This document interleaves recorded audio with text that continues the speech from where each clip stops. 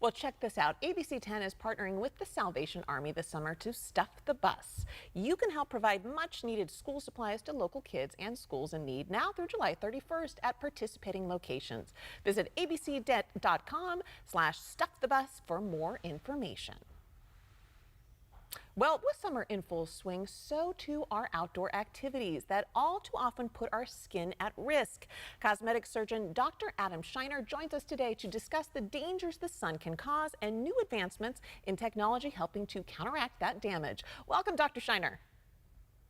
Thank you so much for having me. Well, thank you for being here. This is important to me because, as you can see, I'm pretty pale. So, doctor, most people know that exposure to the sun can lead to skin cancer, but what exactly is it that causes this to happen?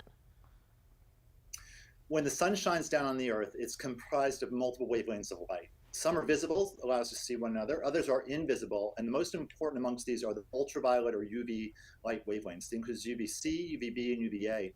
UVC is primarily absorbed by the ozone, thankfully. UVB is a wavelength that makes our skin red, B for burn.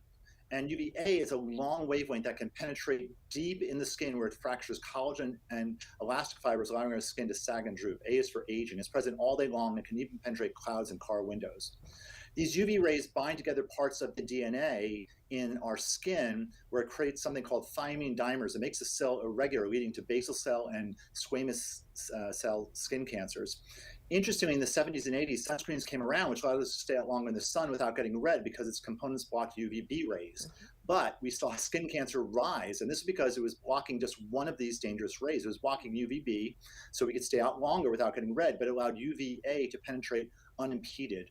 Recently, we have ways to protect against UVA and UVB, and that's using things such as titanium dioxide and zinc oxide. These are mechanical blocks that work immediately when they're applied on the skin and are safe for the reefs in the ocean. So what are some of the new advances in technology for removing sun damage? First one is a medication called Retin A that can be used to remove some damage. There's something out there called Broad-Based Light Forever Young. It's by a company called Cyton, and they use technology. There's actually research out of Stanford showing that people who get these treatments done cause their skin to revert back to a younger genetic state, and this doesn't have a lot of downtime. And then I created a procedure I call Reset for Sun Damage, where I'm able to reverse really a lifetime of sun damage and make the skin tighter. Now tell us, how does the laser procedure you use help remove precancers and early skin cancers? Great question. You know, most of the damage from the ultraviolet rays is to the top layer of our skin in the basal cell layer. When I use a laser to treat the skin, I actually remove the basal cell layer and all the damage above it.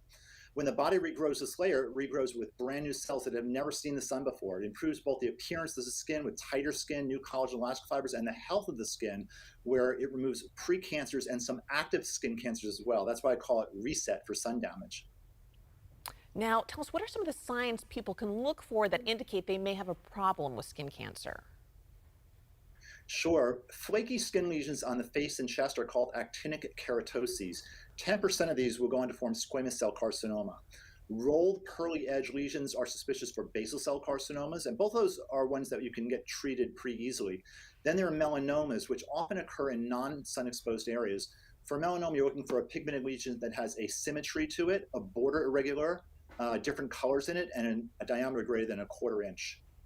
In the last few moments we have with you, doctor, tell us about some types of sunscreen that maybe are better than others. Sure, the mechanical blocks, as I was mentioning, titanium oxide and zinc oxide, these ones work immediately when they go in the skin and they reflect the light.